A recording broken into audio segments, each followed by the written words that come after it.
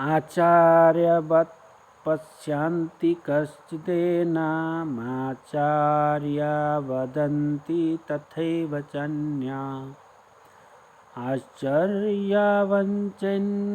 शृणोति शृणुयेन वेदन चैव कस्यति। ये भगवद गीता का दूसरे अध्याय का 29वां श्लोक है। भगवान श्री कृष्ण अर्जुन से कह रहे हैं कि कोई आत्मा को आश्चर्य से देखता है, कोई इसे आश्चर्य की तरह बताता है, कोई इसे आश्चर्य की तरह सुनता है, किंतु कोई इसके विषय में सुनकर भी कुछ नहीं समझ पाते। देखिए, आत्मा का जो ज्ञान है यह भगवान श्री कृष्ण ने स्पष्ट बता दिए कि यह जो आत्मा का ज्ञान है, कोई इसे सुनता है, सुनकर भी कुछ नहीं समझ पाता है, कोई देखता है, देखकर भी कुछ नहीं समझ पाता है, और कोई इसके विषय में बताता है तो भी वो समझ नहीं पाता है। और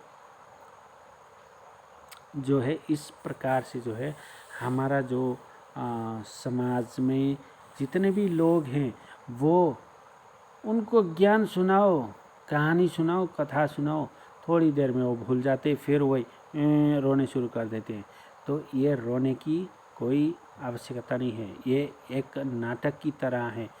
आप जो है अगर आत्मा के विषय में जानते हो तो वो मरा हुआ शरीर के लिए क्यों आप शोक करते हो।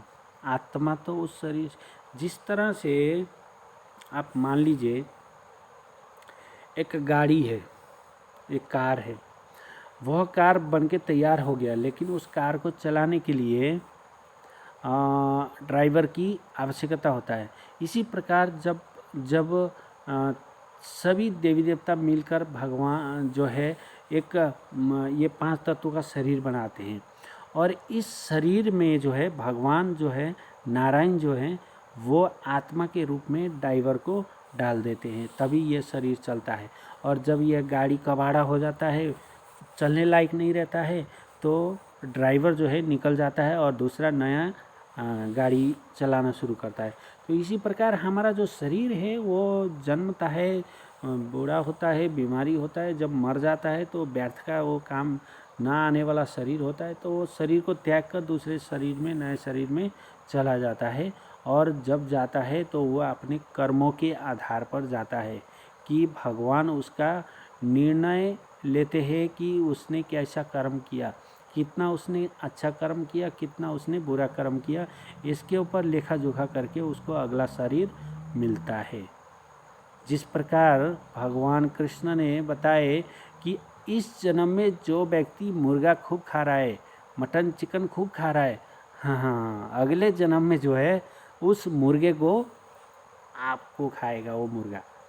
यह तो भगवान श्री कृष्ण गीता में स्पष्ट कह रहे हैं। इसीलिए भैया आज इसे छोड़ दो, ये मुर्गा खाना, चिकन खाना, मटन खाना, इससे जो है आपका जीवन जो है नरक में जाने वाला है। आपको जीव का स्वाद के लिए ये सब करते हो तो ये बिल्कुल नरक का जो मार्ग है वो आप तैयार कर रहे हो। बहुत बहुत धन्यवाद। चैनल को सब्सक्राइब करो। आपको मैं प्रत्येक गीता के श्लोक पढ़कर आपको इसी तरह से बताऊंगा, और आपके जीवन में कहीं ना कहीं आपको यह ज्ञान मिलने वाला है। ज़्यादा लंबा नहीं है, छोटा सा वीडियो बना के डाल रहा हूँ। आप इसका मनन करिए, जीवन में अपने आप को परिवर्तन करिए, अपने जीवन में अमल कीजिए। हरे कृष्ण।